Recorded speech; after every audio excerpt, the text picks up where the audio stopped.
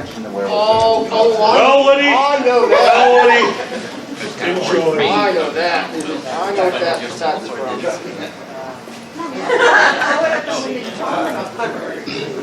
That's okay. We're good. I know. What kind of mood lighting do you want on blood? Oh, the moodiest lighting.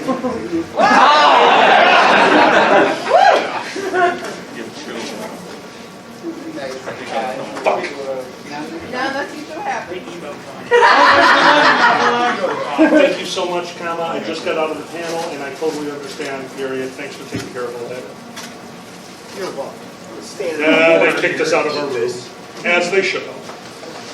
What'd you do? No, it was just that we didn't do late checkout because I was, in my mind, it was, oh, wake up, pack up, go do charity auction. When in actuality was, wake up, scramble into a shower, fall back asleep in shower. I don't think I have to do the same thing. That's all right. Yeah. You're gonna have to go anyways at shower. We were so tired. Everything I do is a future war story. That's just a day in the life. Day in the life of a person who works the second shift. Okay, we need another chair for Des when he arrives. We got a couple up here. Thank you. Take your pick. Oh, that one's reserved. Ah, perfect. I might not need more. This might be good because, again, the way we do this panel is we tell all the con chairs and previous con chairs, hey, we're doing this panel, and if they don't cry, they get to show up. Yeah, I did invite a couple and they all cried. See, they don't show up. Yeah. Oh. The flying turkey. Look at the Oh, it tag. has a badge. Oh yeah, badge. It has a badge. I love this. I love this so much. I did it when we were at open mic. Well, I'll tell you what, that's definitely a repeat story. We've got 10 more minutes before the panel starts. Who wants to hear the turkey story now when we sit around? Woody, I know that this one's something that's near and dear to you because, well, it wasn't your convention, it was your hotel. I make no. Wow, I feel like I should be right on this thing. Fix that. No, do not do that. Don't eat the microphone. Did you see? The mics in the on the main stage. Keep talking. Okay, I'll keep talking. No. But yeah, there we go. Oh, look at that! I've got a voice now. How loud does that have to go? Am I really that? You are, yeah, you're just not a character, that's fine. Oh, It's a thing. I'm not a caricature of a human being like some of us. I understood that. But I love you for it. I love you too. So yeah, I'm trying to find my little doodle of notes here. But I'm going to turn my ear sound off so I don't have a staff stroke up here in the middle of talking. So yeah, I make no claims to this hotel as my hotel. It is our hotel. Our hotel, because we all want to take care of this hotel. Because we love this hotel because it's our home for the weekend, right? And that right there was a convention chairman, and 100% correct. It is our hotel. Until there's a problem, when the hotel will call it your hotel. That is how the AfterCon meeting works with the hotel. Well, that's you like. That does work. Yeah. Well, that's usually what insurance companies get involved, and they play the game of we're not paying this. Your insurance has to pay for it. Right. So keep I talking. hate that. No, insurance companies love to point fingers at each other, hope you never have to deal with an insurance claim. Oh my God. No shit. Well- Okay, that should help. Hey, Des, could you talk for a second? Somebody dropped all the levels on these things. Yes, I can talk for a moment. Hopefully this is helpful. It probably isn't, but I'll keep talking anyway, because they appear to like the soothing sound of my voice. We're good. You're listening to Radio 1 with Pandez. That's as good as it gets. They literally dropped down everything to zero. That's why nothing was working. Interesting. But yeah, it is our hotel. It was funny, I was actually sitting in the lobby last night staring at a chair because these are the weird things that grab your attention as a conchair or former conchair. It's like, that doesn't look right. That's broken. That was clearly broken before we got here. That couldn't have been broken by any of our attendees. Nobody sat on that chair in the wrong way, because as we know, homosexuals always sit in chairs properly. You go to a different bar than I do. Just so you know, I'm envisioning a convention chair, not an actual chair. That chair looks broken. You're probably right. True. But it is amazing the number of things that get broken over the course of a weekend. But you wanted me to specifically talk about the floor. So again, this is not our convention that this happened at. This is another convention that happens in this same hotel. And the problem is that this story brings up more questions than it has answers. Because basically we showed up, to the event, finding that in front of the bar area outside of the what is O called now? They renamed the... Yeah, they did. It's, no, the other one. The All-American Grill? Yeah, I think now it's just like buffet restaurant or something really generic. Restaurant. Yeah. But anyway, What do they do? Hire the scriptwriter from Dark City? Well, Give so- generic names to everything? like the Premier Tower now? No, it's weird because they apparently are working like all food in this hotel is by the hands of 3 people this entire weekend. They are just churning out food, which may explain the wonderful quality of the food this weekend. Thank you so much. All 3 of them need to be on Convention War Stories. They will cry and therefore can't show up. Meatballs and marinara everywhere. It was disgusting. I had some hash browns the other day. I've been told they were hash browns. I've never been offended by a breakfast food before, but I bit into it, and apparently my face was just an epic adventure of just experiencing what this is. They did not burn any part of it. They did fry. Every molecule of potato had been turned into the fried part of hash browns. There was no hash left in the brown. It was very surreal. It made no sense. It was really quite creative, I guess. No, what I have to know is, was the placement of the butter in the breakfast buffet in the correct location? So there is no butter. we can't deal with It's gone. So we're out at Nero. This is the place where I used to play LARP, and sometimes we would cook our own food. So my buddy's dad, who was out there that weekend with us, did not LARP, didn't want to LARP, understood he had to role play, so he played a crotchety old man, flawless. He told us he's going to make dinner, wraps up a bunch of baked potatoes, throws them into the fire pit, and just forgets about it. He's like, this will be great. I've heard of this method before. Awesome. It's 8 p.m. We're fishing out potatoes from a burnt-out fire. It is a charred potato husk with a totally hollow potato. We used them as cups for the remainder of the weekend. It was amazing. If you put moonshine in that, you're literally a hick. It's just, that's how it works. So yeah, I understand when food goes wrong. Right? So the bar. Yeah, so the bar. So we show up at the hotel, and we're kind of walking around, and you notice things because again, this is kind of your home for the weekend. You know how things are laid out, and you notice when like one of the giant glass floor panels that is on the lobby level is like, if you saw how thick these things are, they're massive, and one of them has been shattered. And that's not something that should be possible by any sort of active man. And it turns out it wasn't. It was an act of turkey. Because somebody, and we don't know how, we don't know why, but somehow somebody decided to see if this flightless bird was in fact flightless. And they took a frozen turkey and dropped it off of one of the walkways on, I think, the 9th floor. And it hit the glass, and it didn't go through, I guess, thankfully, but it did absolutely destroy. And of course, they're just, the convention season is very busy up until this. And then at this point, like after MFF ends, they just sort of like start ripping doors off of rooms and wall covering, and carpet gets ripped up. And so everything that gets destroyed throughout the course of the year makes it to us and then gets fixed. But yeah, they somehow decided to see what would happen and found out. And it was just weird, because how? Why? Like, Are you curious about that? The how and the why? yes. Because you didn't need to ask for this story. Recently, I was invited to be the MC at a convention called Youmacon. Youmacon is an anime and general convention. Genuinely great time. I had a wonderful time there. They're very welcoming, very reminiscent of the furry fandom, but you know, family versus the weird cousin that we all love. But they're there because they have a panel called Convention War Stories. Brilliant. Do they? And they're an anime con, which means that the convention that threw the turkey had some attendees at Youmacon. Brilliant. One of which regaled the story.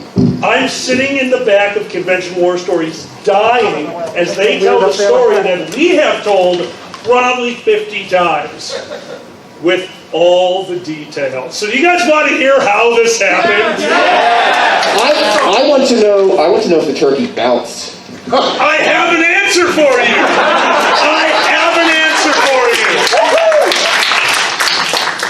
So the reason a turkey was there in the first place. Now, again, I just mentioned Nero. The very first time I went to Nero, all I knew was camping and LARPing. So we go out there, we've got a cooler of food, we've got accoutrements, we packed way too heavy. We got there, we're like, we'll never do this again, this is pointless. That's why there was a turkey at this convention. Because a bunch of kids went, and their parents said, well, since they're there, we better send them with some food. The wife told the husband to pick up some turkey so they could have sandwich. The husband picked up a frozen butterball turkey and gave it to the kids who were in a room rented under the parents' name who did not stay for the convention. That's what happened. And these kids who are in there going, oh, it's snack time. Let's see what they packed us. Meh, pretzels? Yeah. A jug of blue water? Yeah. Frozen turkey. Well, they were hungry. They were mad. And they were out of their parents' house for the first time ever. There was no story. There was no argument. There was no planning. One of them went, huh. And just threw it off the balcony. And that was it. That's all they did. The turkey went careening from whatever floor it was.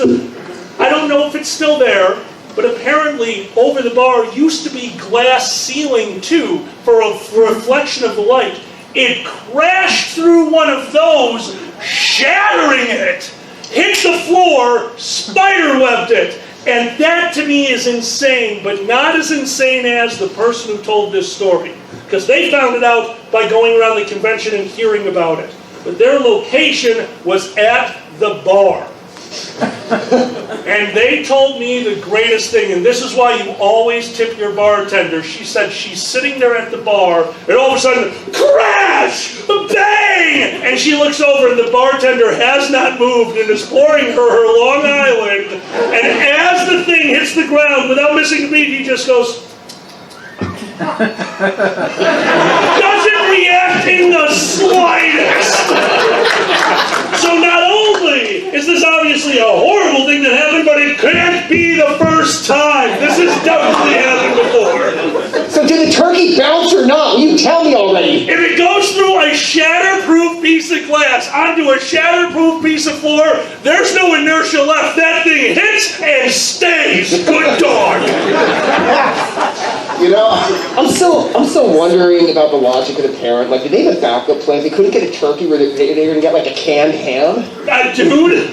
Do they have cranberry sauce? Do they have stuffing? I mean, there are microwaves in the hotel. Maybe they just figured, shove it in there. Can you fit one of those in the microwave? Well, maybe this one.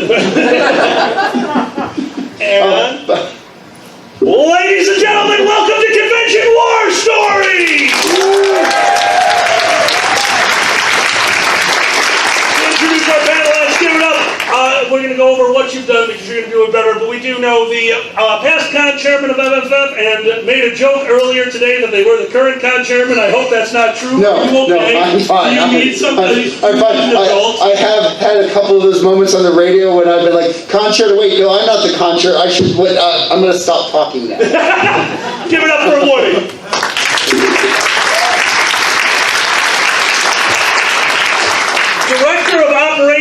as long as I can remember at Anthrocon. As long as I can remember, and probably a bunch of other things. Ladies and gentlemen, both and neither, give it up for Giza. Thank you very much. I was on Anthrocon's board for 15 years, at which point I was eligible for parole, and I took it. I've been staffing conventions for 20 years, and this convention is number 100. Woo! Oh, this is actually a 100th convention. Yes, and so at 4 days of convention, that's over a year of my degenerate life spent at conventions. How about that? I don't know how to feel right now. Give Giza a round of applause.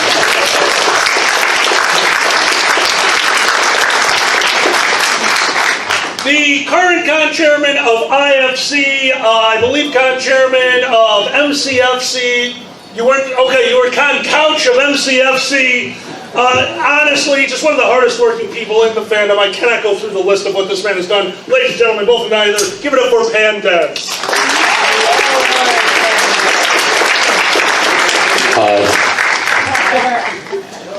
I was the con-chairman of First Squared for about too many years. My name is Alkali. Pleasure to meet all of you. Let's talk about stupid shit. So, Giza? Yes? It's been a while since I've seen you. Have you got a story for us? Besides COVID and the shit show that's been? Yes. You know, the thing that we all agreed we wouldn't mention during this panel. Yeah, besides that. I entered into no such agreement. I didn't say anything. Damn it. See, because here's the great thing. Like, we generally have a 2-year moratorium on any of these discussions, and it's now been 2 years. So we kind of fast forward there, and that's kind of nice. Yeah, all stories are basically eligible at this point. Yeah. I don't think it's a horror story as much as it was just a thing in slow motion. My first pandemic con was furry migration up in Minneapolis in September. And it was mask mandate, vax mandate, and they had like 1,100 people, but the hotel was all new. The hotel staff had all rotated out, and it was like, they're like, who are you again? That was at the pre-con. Ooh, brutal. They took it well. They took it really well. That's good. That's really good.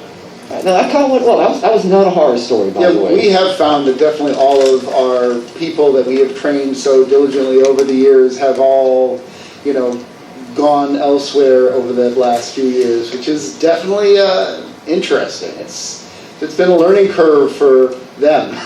The thing you learn if you run fur cons is the crew that checks you in at the hotel, the crew that is helping out the hotel, they love working on FurCon weekend. Genuinely, like, this is not a joke, this isn't me pandering. If you ask somebody who runs a hotel, what is the worst group that you can get?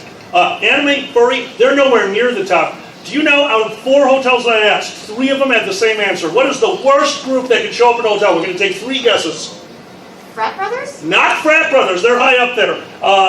Red, white, and blue mask, yeah. Doctors. Not doctors, though that one was the 4th one. And over here with the standing. I'm going to go with business people. No, we just go in our rooms and fuck. Don't worry about us. If you knew the answer, raise your hand when I say it. I'll tell it to you right now. The worst group, Bridge. Bridge Social Club, hands down. To the point where they told me at one point, the organizer of a 200-person bridge club rented out most of the rooms in the hotel and 1 ballroom to do this. Came to them the day afterwards and said they refused to pay because the hotel restaurant ran out of free bread. That is the level of weird that we are talking about. They demand everything, and if you don't give it to them, they walk away without paying, and then they get lawyers involved. Because when you're 80, all you got is free time and lawyer friends. At least that's my plan. I love boozy. And that's why hotels ask for deposits so much of the time. Oh, yeah. But yeah, no, Bridge Club was by far the worst one. They love furries because we're entertaining, we're fun, we interact with them. But then you go over to the cleaning crew. Housekeeping, they all take that weekend off. I wonder why.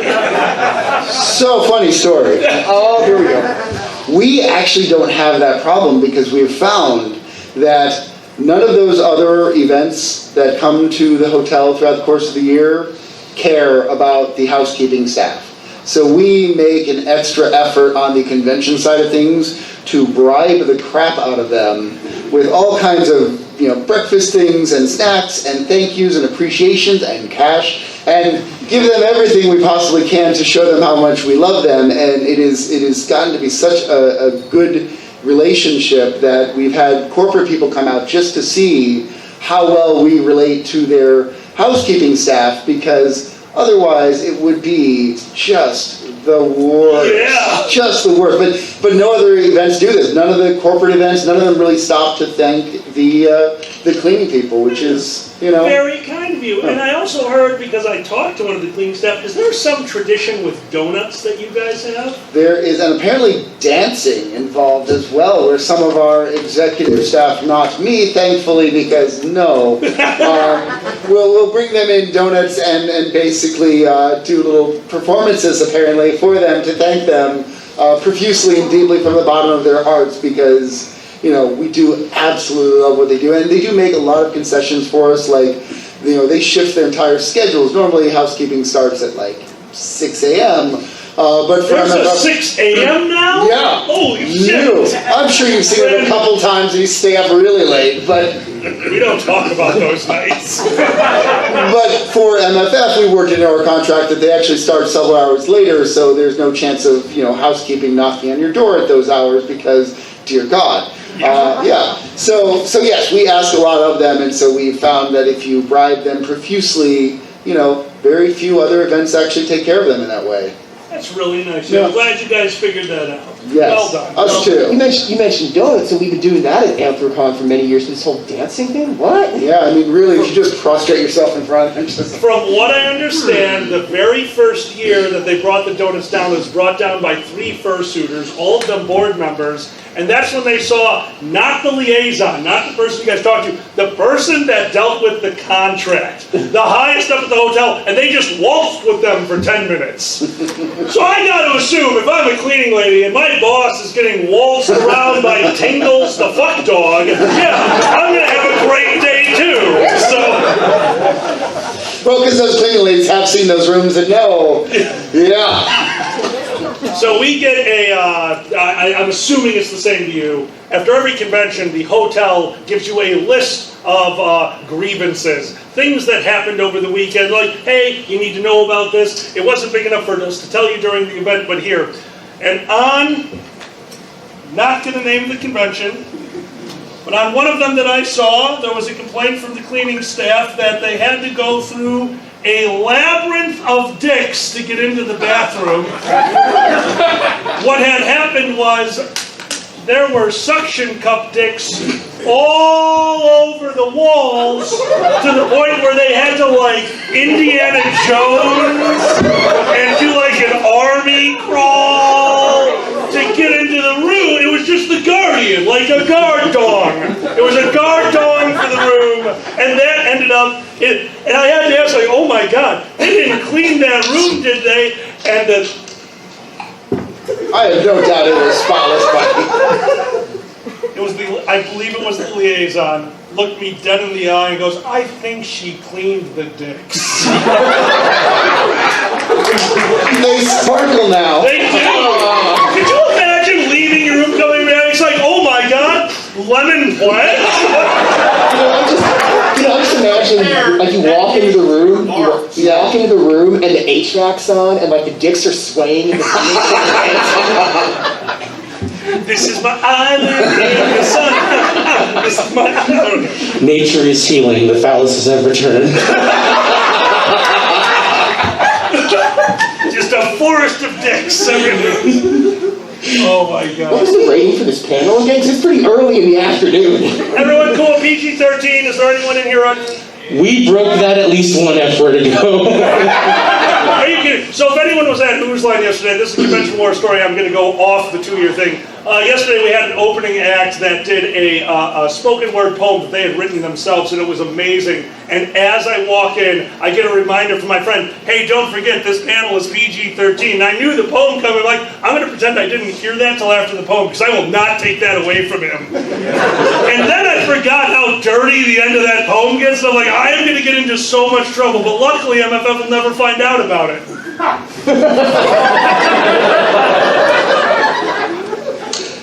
So Woody, what is your email address so Silver Godamon can send you the video?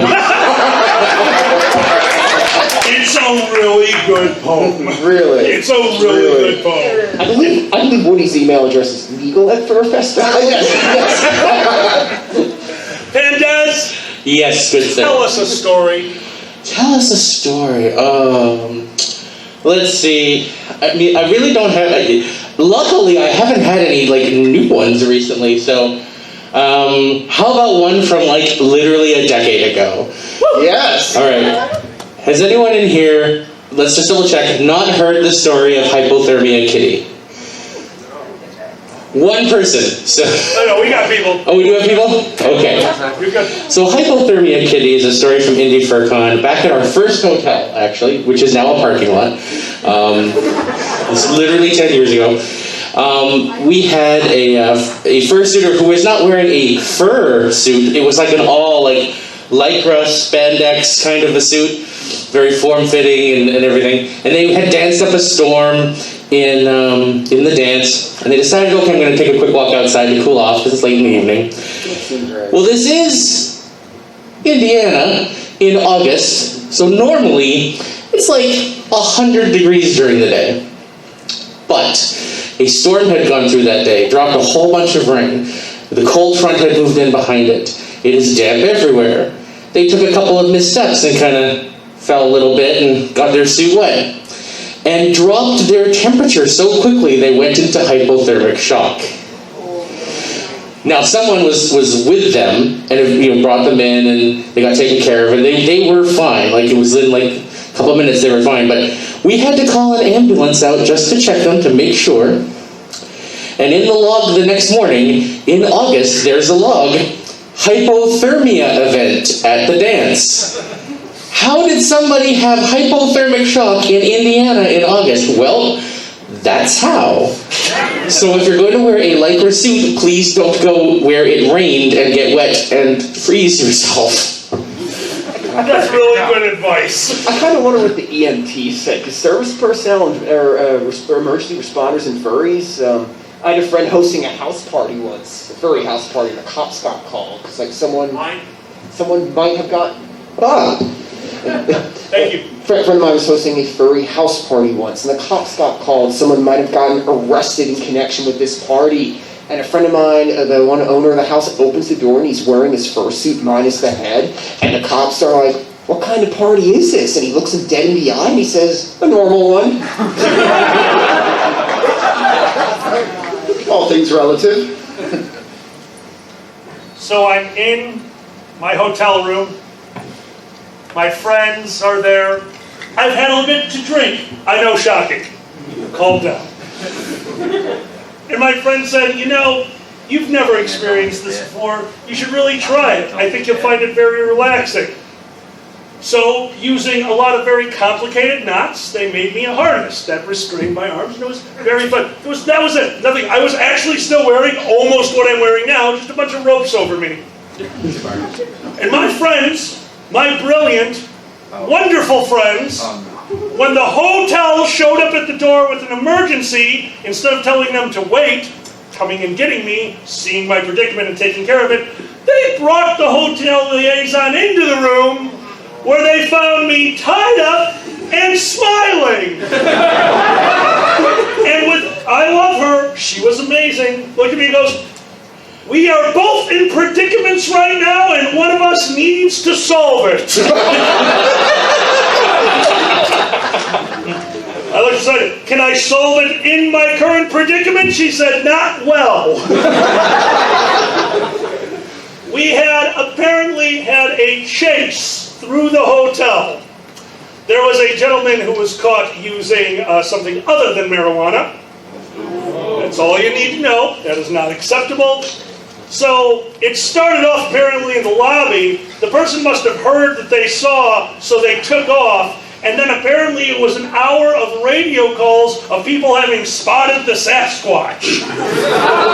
They were just running through the hotel, and they finally get this guy, and they need me to come downstairs, because this is actually might be the first ban, the second ban for First Squared. And I'm remorse to do this. I don't want to do this. And I get out of my ropes. I go downstairs, and as we approach, she goes, I found him, he was all tied up. And the kid, that she thought the joke would go right over his head, goes, nice.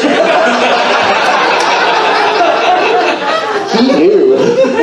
He knew immediately. Those lobby chases are always fascinating. Yeah, they are. We had to create a rule many years back because someone decided to, ride a bicycle through the lobby.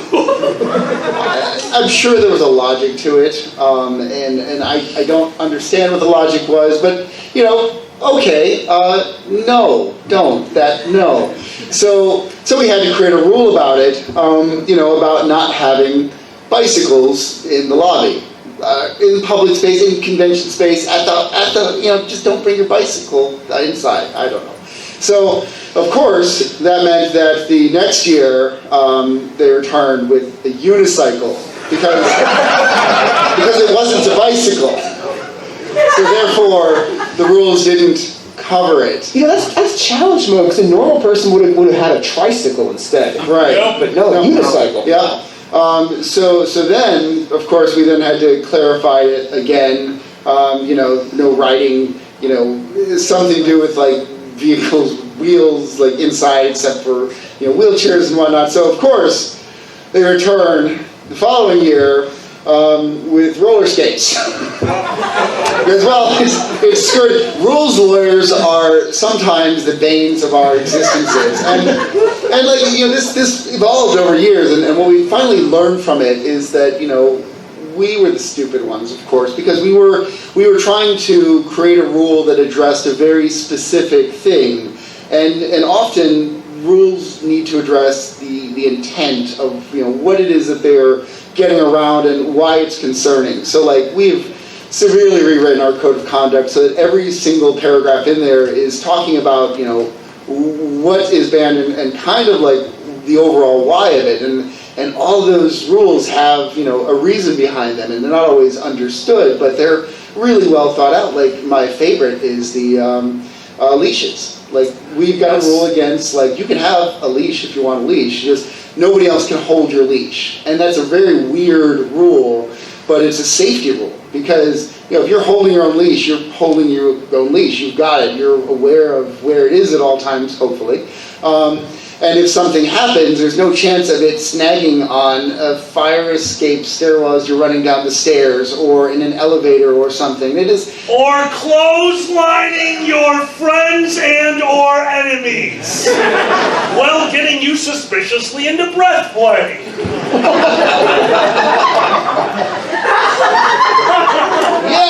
Yeah. Not that you've done that. Now, the evolution of rules is always fun.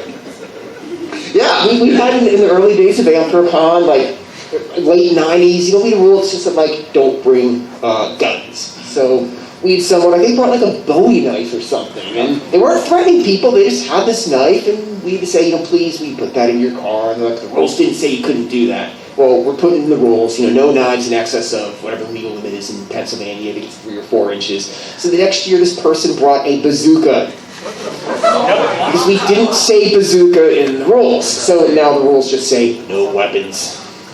So, can I make all of you jealous for a moment? Have any of you read the rules of Basement Con? We have rules? Yeah. Where? There is a... I'm in the staff chat. You don't have rules there. The rules are there, you just didn't read them. There is a code of conduct for Basement Con, and this is the entire... Would you like to hear the entire code of conduct for Basement Con? Yes. If we ever need to write a code of conduct, we will never hold a convention again. That's pretty solid. Honestly, are you going to fuck with that one? If you want the con to happen, don't fuck around. So far, we're on year 3. We haven't shut down yet. I like that. Yeah, but I think you might have the benefit of all of the attendees understand that there are consequences to actions, and that's not always something you can get from... The con chairman's a lawyer. Yeah. If you screw up an Archon, you're getting the death penalty. So that's it. You see, when it comes to conduct at Basement Con, I'm known for building gigantically large fires that are safety hazards, and there were 2 fire pits, one way over there Gigantic! One right next to the house, this big! Where do you think this one went and said, I'm a Boy Scout? Guess. No, that's about right. And you know what? People wanted that. People wanted sat around that one. If people wanted sat around the other fire pit, I want to build a fire there too. I'll build a fire wherever people are, Alkali. People want property damage! Don't give it to them! Maybe the house was cold. Giza, I'll build a fire wherever people are. MFF 2021. Oh, that's not a context quote right there. That's great. That's I regret saying who's that. line. That's gonna be a who's line quote too. Woody. No. Woody. Yes. Tell us a story. Okay. You know, this is probably my most horrifying of the horror stories. So one day, MFF decided to get a soda machine. The end. Don't cry. Please don't cry. It was so sticky. There was never not sticky. So, It was the worst thing ever. so I It may was have, like a child. Just sticky. I may have some good news for you on that front. Did you kill it with a stake? It may have died of the pandemic. It died of COVID? How? Dude, did you not put a mask on the vending Yeah, machine? you know how it was sticky? Yes? It was sticky for 2 years. That explains a lot, actually. Yeah. So we'll see how that goes. That's its own thing, but it affects you personally. Yeah. So I thought I'd share. We actually hire somebody professional every year to come in and clean this thing. And they're right. Yep. For a year, a soda machine sits in a storage facility. No matter how well you clean it, there's going to be some buildup. Yep. I watched this guy coming in to clean it on day one of MFF years ago, and he's sitting at the bunch and said, I don't get it. And finally the pressure built up big enough, and the code red Mountain Dew was like, ah! And it looked like the machine had period everywhere. All over this guy's shirt, all over the machine. And you see him take a second. He's just like, he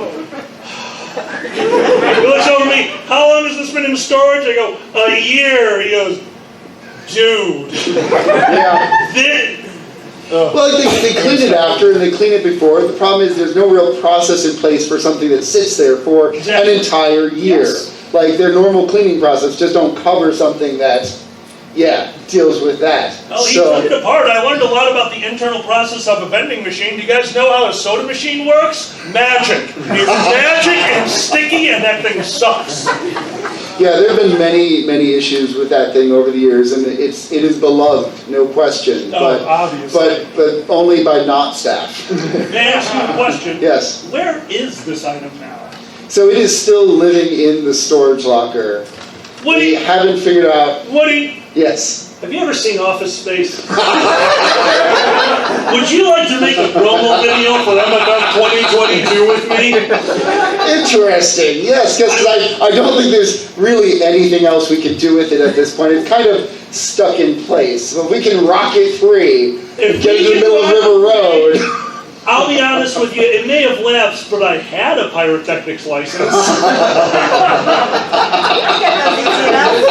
It's probably the best kind. Let's let it go out with a bang. I know where all the places might be filled with just fucking black powder. We're blowing this thing up. Blowing it up. Alkali, you would auction off the different like soda slots. I get Yeah, what, but, you for know, people to light the fuse? Yeah, That's all exactly. I want from Exactly. this. You know, who wants to blow up Pepsi? Who wants to blow up Dr. Fair Pepper? enough. We're getting to the most deadly game now. Could be a fun first grade panel. Oh, thanks.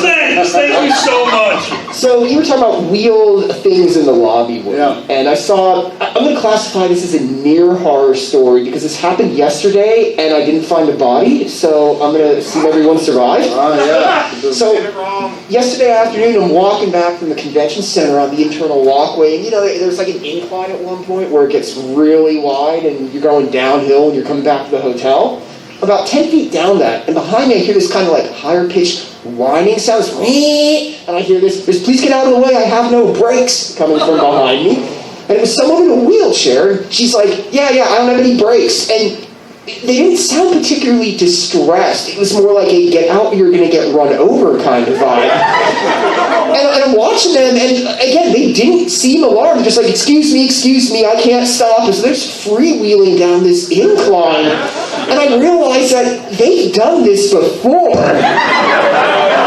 Because they're starting to weave around people and just being conscientious, warning people that they're coming up behind. And a minute later, I get to the corner, and I'm like, no wheelchair, no body. I can only assume this person that grabbed onto the corner and just power slid around the corner in a wheelchair. Like Batman firing out the grappling gun. Yeah, take that turn, yeah.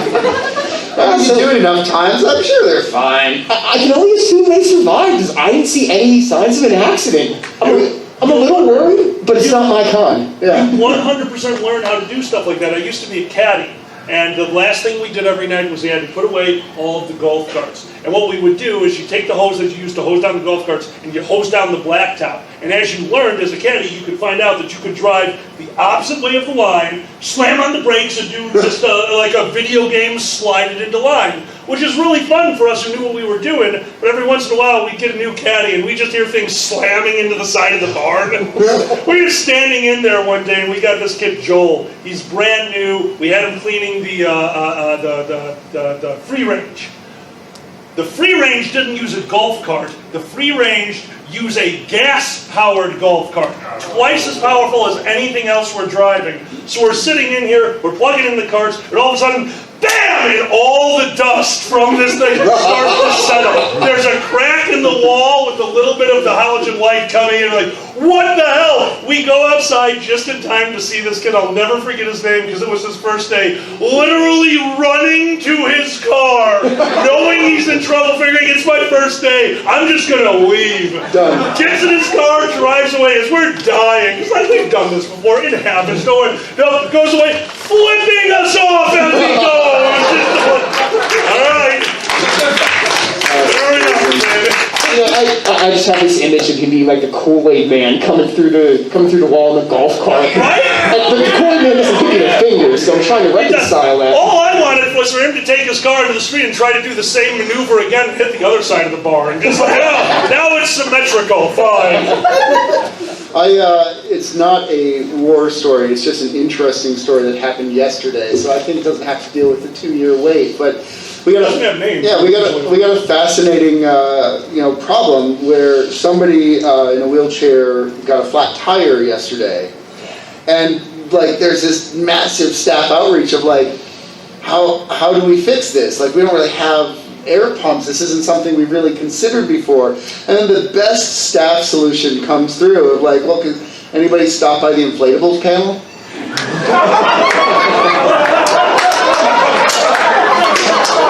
Which was so much better than the other one. I know this one guy who's all about inflating things big and round, and he's here. So if we just But yeah, so we've solved it. So I'm at Youmacon. They're at a door that is locked for a panel. We're waiting for convention staff to show up, and this kid, 14 years old, 15 years old, walks up, and they're all electronic doors, and he waves his key card, and the door opens, and he holds the door open, and we go in. I'm like, oh, okay. And we sit down, and the gentleman next to me who was part of the convention goes, that fucking kid. I'm like, what? He's like, he's not staff. He just hacks all the locks in this hotel every year. Like, do you want to do something about that? He goes, he is so useful. Different worlds. I went to meet this kid. Oh no, dude, the kid was awesome. He did a convention war story. It was sexual. Not for him. He was just like, yeah, I was going to room parties. That one was sexual. So I left that one like, and then this one. I left that one, You can't drink. What are you doing going to room parties? Like, oh, cocaine. Like, fine. No, guys, dude, you have a different drug. We're going to tell one of our favorite stories now. I'm going to need your help with this one because it's been a while. And since it's a story about charity, we're going to remind you, Woody, would you mind talking about the charity for a second? Oh, our charity this year? Yes. So MCP is this amazing charity that deals with fostering dogs that pretty much don't have much chance of getting adopted. So they are they're going to be long-term animals. They are often pit bulls and rotties and other animals like that have maybe sometimes been abused, and they need some extra help. And if they weren't being helped out by this particular charity, they would basically end up being put to sleep, which is really sad because most of them, these are great animals. So this charity is absolutely fantastic. They've been doing great work in Chicago for many years now, and obviously throughout the pandemic, it's been harder for all charities. So we reached out to them and got a hold of them. They've been so awesome at working with us, and they're so excited about being here. And my favorite part is they've literally no idea what any of this is all about. So like they have been blown away by the fact that people have been. This is their first event, period. Like ever. Like not even, we're talking Street Fest. We're talking. They're just shocked at how generous people are because it's just not the way they've ever raised funds before. So it's really cool to see that we get to introduce them to this and this amazing community, which they are absolutely loving as well. Well, we definitely introduced them because they had to be at the charity auction. And there was a dog detective, and I was auctioning off dog dick, and one of them stood up and said, "Dog dick for 100." They did, and they bought an eggplant. So I think they figured us out. Yeah. That being said, that is one of the reasons we are here this weekend. Guys, if you can give, and if you can't, do not worry about it. We love having you here, we love performing for you, but don't worry about it mainly because this is the furry fandom. As Woody just said, we are some of the most generous people on the planet. I've got a peek at what the number is. I think they're going to be okay. So guys, thank you so much for all your generosity. This is one of our last chances to donate this weekend. Yay! Thank you. So, to talk about that, we should talk about another charity. Oh, my favorite. Maybe some charity bears. Charity bears. Charity bears. Oh my goodness. Woody, would you like to start this one? Oh, sure, yeah. So like, I don't get to see Alkali much throughout the convention because we are a bit busy individuals, but we happen to be at the same room party when this call comes across the radio, and usually we've got the earpieces in, but sometimes when you get to parties late in the night, everyone's got the earpieces out, the radio's just kind of sitting somewhere in the room, and they're just random calls. They're always kind of entertaining. But we get this call from the charity reaching out, or it was security reaching out to charity. And it wasn't security reaching out to charity. This is security to charity? Yes. They were very confused on who to ask. There was quite a bit of confusion because they were staring at. They really weren't sure what they were staring at. They really weren't sure like how to address it because. As we started listening, and it turned out that they were dealing with one of our charity people who had not been to an event like this before and had kind of entered into the event a little uncomfortable with, this is outside of their normal wheelhouse, and he had perhaps imbibed a little bit too much, just a little bit too much, a little bit. So, somehow he ended up, hot, overheated, because it was warm and he'd been drinking, and so this very sexy gentleman felt the need to maybe take his shirt off to just cool down, and I think that's what happened. And then the info desk was. Y'all nice. seen the info desk? Right over there in that hallway, where a lot of people walk past at all times. At all hours. And it's very nice cold marble. It was so nice cold marble. It was so warm, hot, just out there, and figured, what, if I just laid down on the nice cold marble, it would help cool him down. So basically, as they're stumbling through this radio call trying to explain, they just blurted out, so I have a half-naked charity bear laying on the info desk. Can someone respond? And so Alkali, there's this moment of unspoken eye contact of like, fuck you, he's mine. Great. it all worked out well. We got a hold of his friends, and it had a happy ending, but just not the happy ending maybe we were hoping.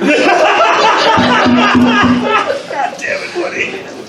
Yeah, Charity Bear passed out on the info desk is always going to be one of my favorites. Because, like, security, oh my God, security here is outstanding. Most conventions have great security because they've been doing this for so long. They know what to do. They've dealt with all before.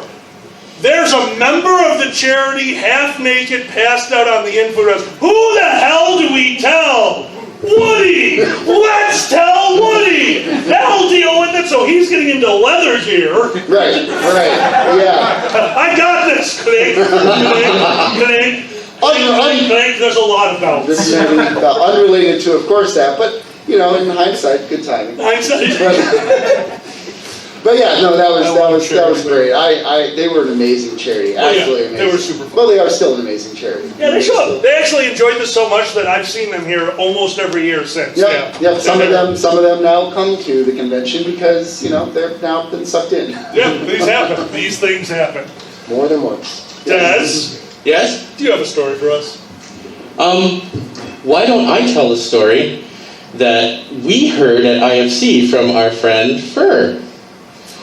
Feel free. So sometimes you get put into the security log and you are forever known as being in the security log. And this is a story about how Fur got put into the security log. If you don't know Fur, he's fantastic. He's DJ, he works AV at multiple events. He was at Fur Square. And he was rooming with a few people and they were like, well, there's not a ton of food options in the area that are really interesting to us.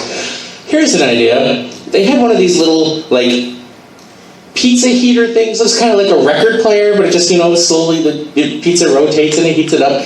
Why don't we just grab some frozen pizzas and bring this into a room and we'll just, make some pizzas over the event.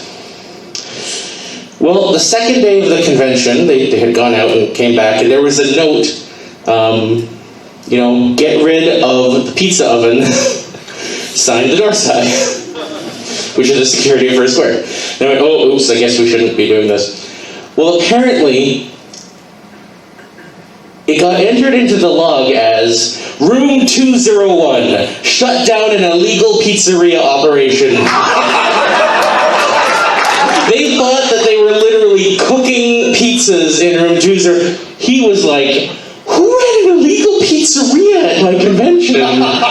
And he tried to find out for years who it was, and Fur told the story, and the look on his face, he was like, that was you? I've been trying to figure out who was selling pizzas at my convention and didn't let me in on the deal. What the hell? Yeah, I'm not gonna lie, if someone's cooking pizzas at a con, I'm going to their room. Right? Yeah, I would visit that room. We have to confiscate this pizza for security reasons. Well, I would visit that room if it was not, the event I'm working, because we did have... No, I'll do it at an event that I'm working on. I'm hungry. If I'm hungry, I'm going to get the pizza. Because in 2019, we had somebody grilling on one of the balconies. Wait, you too? Yes. We had that in 2000. Someone brought a propane grill to Amsterdam one year. Yes. And they were cooking burgers on the balcony. That is so great. That sounds amazing, but I'm sure it's against the hotel's code of Very conduct. much so. Yeah. Please do not bring propane tanks into your hotel room. We went over for being in the security log. For the rest of us, have you ever got entered into the security log? You have! Woody, would you like to tell us how you got entered into the security log? So it wasn't my event, it was another event. And I was there, and I was in fursuit, and there was this girl that came in, and she was wearing just the most beautiful costume. It was leather, there was piping, it was absolutely stunning. And I was trying to give her a hand signal that explained that I thought that what she was wearing was just stunning. That I really liked what she was wearing, I loved it. And apparently, the gestures I was using were really not conveying what I was intending to convey. Oh God! Yeah. What did they convey? They conveyed an uncomfortable enough feeling that she went to security to let me know that I had apparently walked up to her and was molesting her. Oh shit! which, having been across the lobby from her, I was definitely not. And I was shocked to learn this, but I get dragged into security by someone who, of course, refused to explain why I was being dragged into security. And like I've got, you know, a security team like that's gathering as like we're making it to security. And we walk through the door, and they're like, "Hey, so-and-so," to the security guy, and then they turn to me, they're like, "Oh, hey, Woody." And the guy's like, what? He's like, "That's Woody." He's like, "Well, we had a concern about him." We're like, "Oh, okay, well, are you okay, Woody? Is everything all right?" I'm like, I was like, "Yeah, no, actually, I'm not sure what's up." They're like, "Well, you know what, take your head off and go have some water. Oh, we got brownies. Here, have some brownies, and like, we'll be right back." So they huddle in a corner chatting, and I'm enjoying these absolutely amazing brownies. And you know, all of a sudden, like some more people come in. Like the next level of supervisor walks in the room, and they're like, "Oh, hey, Woody." I was like, "Hey," and they're like, "Oh, aren't these great?" And, like, they're amazing. They walk over, and the crowd gets larger, and like every so often, there's like someone gestures, like, "Yeah, but that's Woody." And so then they finally, you know, the next level of supervisor comes in, and they're of course like, "Hey, Woody." I'm like, "Oh, hey, how's it going?" It's like, so you know, finally, you know, they come over to me like, "So here's what we were told. And we know you, and we know this isn't what happened, but we'd love to hear the other side of the story." And so, of course, I was absolutely shocked when I heard what had been relayed. But of course, it had to be entered into the security log. Absolutely. You know, and so yes, that is how I ended up in the security log for another event. Thank you so much. You're adorable. God damn. So be careful how you gesticulate. I'm just imagining Woody over there. You look great! I can't believe how good you look! Like, oh, Woody, I don't think that's what you meant to say. You're right. Toilet bowl! Apple, we have a suspicious package here. Wait, someone give us a bunch of coins?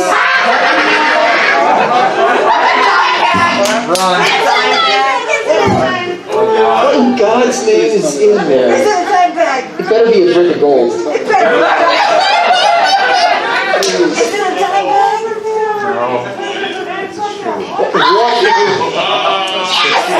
A shoe full of quarters!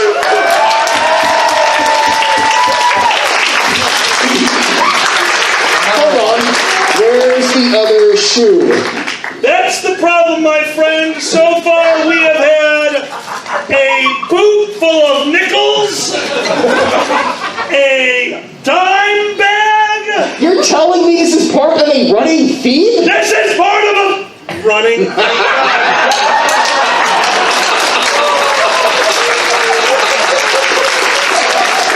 Well played. Well, at least the jokes got sold. Guys, thank you so much. I cannot believe this running joke. You know what? Any running joke that makes the charity happy, I'm in for. This is a shoe full of fucking quarters. Have you two either entered into the security log? I had a weird conversation at a small con a few years ago. It's Saturday afternoon, and the operations director and the con chair come up to me, and they kind of this nervous look on their face, like they want to talk to me about something, but they're scared to, which I can appreciate. And they're like, "Geezy, can you talk to us for a minute?" And I'm like, "Do you drink, right?" And I'm like, "Yeah." And they're like, "Do you do any other substances?" And I'm like, "Just caffeine." And they're like, "You don't smoke weed, do you?" And I'm like, "Shit, no, that's illegal, and I follow the law."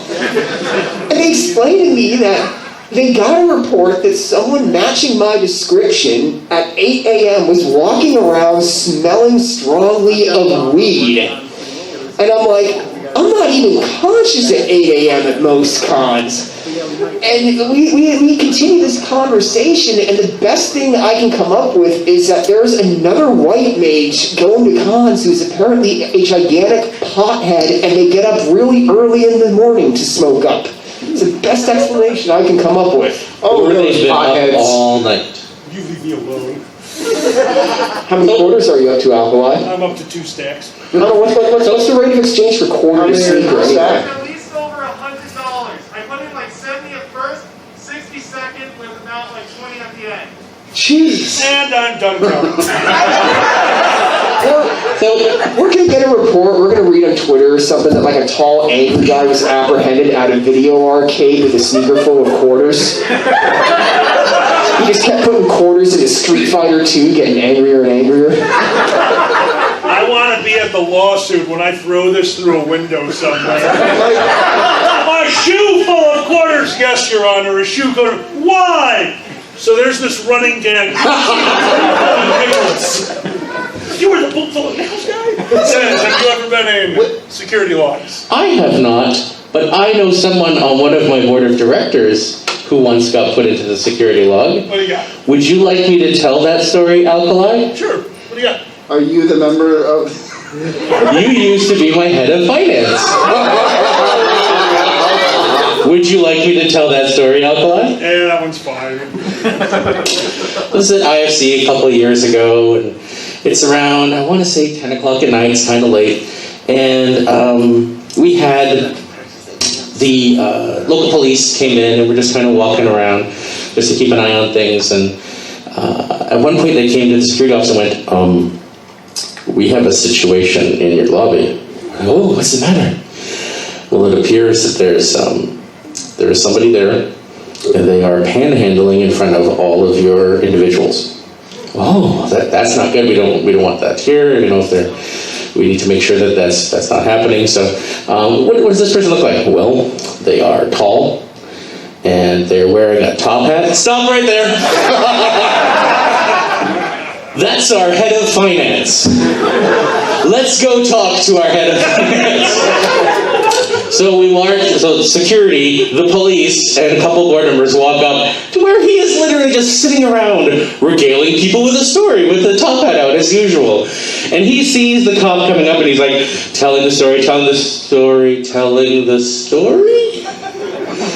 And we're like, head of finance, there's been a report of a vagrant panhandling in our lobby. You wouldn't know anything about that, would you? No? Okay, see you later. That is in a Doorside book.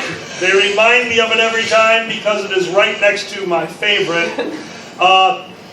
I was lucky enough to have a group of friends to help me create a convention for Square.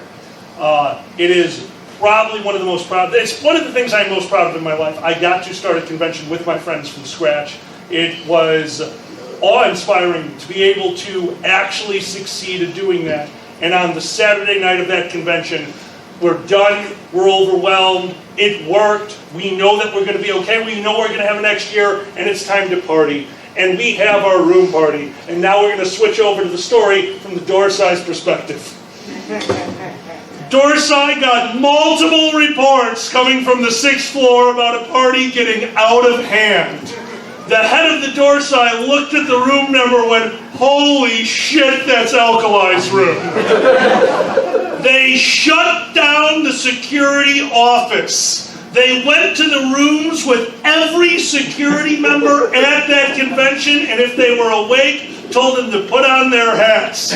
They showed up to my room en masse, 20 security guards knocking on my door with Rennie right in front as I opened the door and his big old Santa Claus face just smiling at me with every Doorside security behind them. Alkali, you're a little loud. I said, no shit. He goes, we're going to have to shut down your party. And I said, the only thing I could think of, if I bribe you with booze, will you let us keep going? And he said, what booze? And I showed them my bar. And this wasn't because it was me. This is because the Doorside are amazing. They had 20 of them there. Every one of them grabbed a bottle of my booze. We had the party in security. But I made it to the logbook. Nice. Very nice. All right, So- we have 8 minutes left. Where are these other shoes and boots? I'm wondering. I don't understand. Like, I don't understand. The first word then. Can you explain this. You did this? Dude, God, please look at this. This was a mistake. There was Adam and Eve, and then a morphation, perfect, nailed it, and then this happened. Cool. Okay. Guys, we only have a little bit of time left. I have the final story. We're actually going to go way back in the vault and tell an organizing story not from the Furry Fan to close this off. But does anyone else have any other story? Mine's about 5 minutes. So All you. It's all you. So I was at 2019 visiting some friends in a room, and this is real quick, just kind of fascinating. I'm looking out. The snow is falling, and all of the lights of the trees of Rosemont are lit up, and it's beautiful. It's like everything is twinkling, and it's stunning. And then I look down at the roof of the convention center, and it turns out it is also twinkling. Because apparently some people had brought just bags of LEDs and little coin batteries and were taping them together so that they would make pretty lights and then just scatter them across my roof. It was really quite beautiful and also horrifying. Look, if you're high and you want to look out into a twinkly night sky, but then look down and see the stupid ground, you fix that. I was actually at the room party that did that. And, well, don't get me wrong, that was not a good thing to do. And I'm very sorry that happened. We got out of control. This is also the party, by the way, that we realized that by standing out in the balcony and smoking, but then opening the balcony door a lot and causing that difference in pressure, just blowing all the smoke back into the room, a friend of ours came in and goes, "The entire hallway smells like weed." And one of my friends goes, "Scatter!" They only know the room it's coming from. They don't know who's in here. We just left. But while throwing those items out onto the rooftop, we came out, because we did have bags of those. And that was not what they were for. That was a prop for a game. And then they got used to make a story ground. And I looked over and somebody I knew was like, "Why are you doing that?" "It doesn't matter. They're small. Okay. They're light. Right. They're made in China. Why does that matter?" But that was their excuse. Like, well, they're made in China. You gotta throw them on the roof. So yeah, really sorry about that one. But they were made in China. Oh, okay. I didn't know that. Yeah, exactly. We didn't get charged for that one. So I thought guess, not, it's because they were fine. made Because they were made in China. And China Right. made in China, Right. obviously. Cool. Fucking know me. Cool. Thanks for that. All right, here we go. I worked for a campsite. I love this. Oh no. Oh, God. This is just going to go out into the audience. This is the final story and my last chance to collect. Just throw it around. It's fine. Oh, God. No panhandling. No panhandling. The fact that he was looking at the cupcakes, not the coins. I used to help my friends run a campsite when I was in college. It was Camp Stonehouse Park. It was Stonehouse Park. What we were doing there is we were running a LARP. We bought this property so that we could run a permanent LARP. We wanted to set up castles, towns, everything. Well, you know what that takes? Money. Which meant we needed to rent out this campsite. Now, I was at NIU at the time. There's a great way to make money with a lot of land, and that is throwing concerts. So we started throwing these little concerts for the students at NIU. We weren't putting them on. We would tell them that we had land. They could rent it out. We would run security. We would basically run operations. We would run the ticket booth. We would take care of all that for them. They just needed to bring the music. And for a long time, it was awesome. We loved it. And then ravers found out about it. And we found out about ravers. First night, we are laundering the campsite, myself and my friend Steve. Now, Steve is not quite as tall as me, but has been literally working out and has been a bouncer since he was 15 years old. We had just had to go over to a campsite to dig out a fire pit where somebody burned a picnic table. Because they're made of wood, so fuck off. So Steve had a shovel with him. We are walking along, trying to figure out what the hell is going on, when two dumbass youths, come wandering up to us and ask, "You want to buy some shrooms?" I said yes. They had in their possession a rectangular piece of Tupperware this big with their mother's name on it, filled with magic mushrooms. Oh, and kid, where did you get those from? It's like, "Oh, our brother drove us out here if we sold all these." Like, your brother's an asshole. So the first thing they did is we confiscated the shrooms. Don't ask questions. I had a great month. And we explained to the kids, like, "Guys, we don't want to get you in trouble. We need you to go to your car. We need you to sleep in your car. We need you to leave tomorrow. We're not going to call the cops. We're not going to call the authorities. You're dumbass kids. Don't be dumber." So we take them over to their car. We let them sleep it off. We actually keep their keys. And while we're over there, while we are at the car dealing with the problem, our golf cart drives off into the distance. Because these ravers had noticed that me and Steve, picking up garbage, need to get around the campsite quickly. We have a golf cart. As we're dealing with them, Steve, "All right, I've got a shovel," just goes running after him, like, "Okay, bye." I get a call over the radio. My locker, its actual little shed, has been broken into. My shed was for the LARP.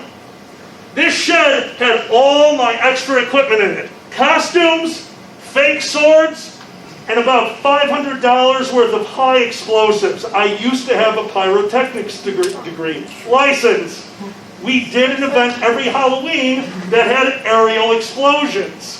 They took all of it. Oh no. Then I get a call from the person watching the bathrooms. The toilet paper is gone.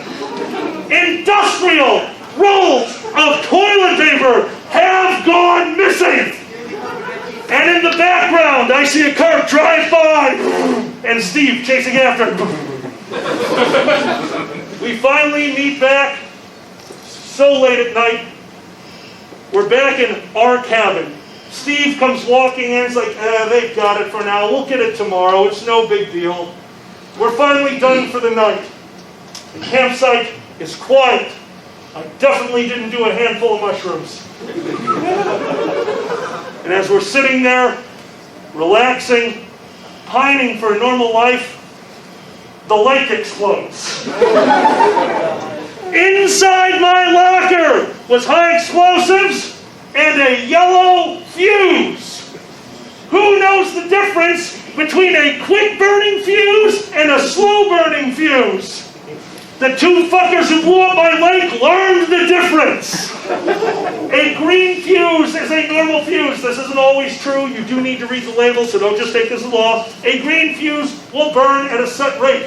A yellow fuse is quick burning. You use them at the end of ignition to go insanely fast to light a few things at once. These motherfuckers went and stole a canoe, filled the bottom with toilet paper, drained the goddamn golf cart of gas to cover the toilet paper in, put the fireworks on top of the toilet paper, gave the raft the old Viking fucking funeral, stood on the shore with a lighter and a yellow fuse in their hand. And in 1 second, because it's a quick burn fuse, which boom! And blew up my lake! They didn't go very far, because, you know, you're probably not smart enough to lay a fuse on the ground and light it. Nope, he was holding it in two hands and lit a quick burning fuse right through his fingers. Really easy to find. We don't have that campsite anymore, and that's really a shame, because on that campsite there is a giant oak tree next to a lake. And in that giant oak tree is a piece of fucking canoe. And every time I see that piece, I thought about that entire weekend. Everything that we had to do to make that event happen. But you know what I always think of? Fuck, it is fun to staff. Ladies and gentlemen, both and neither, my name is Oakline. I had to give it up for our panelist, Woody. Give it up for Seagull. Give it up for Lord and John. Thank you very much. Enjoy the rest of the convention. See you in closing ceremonies and good night. Guys, thank you all so much. Oh, thank you for organizing. Silver Gato Man, he bought me a coffee. Silver Gato Man, here is the song for thee. He likes to video all the panels at the cons. You should go and watch them whether they are short or long. Silver Gato Man, you video that's not a jibe. All of you go to his YouTube channel and like and subscribe.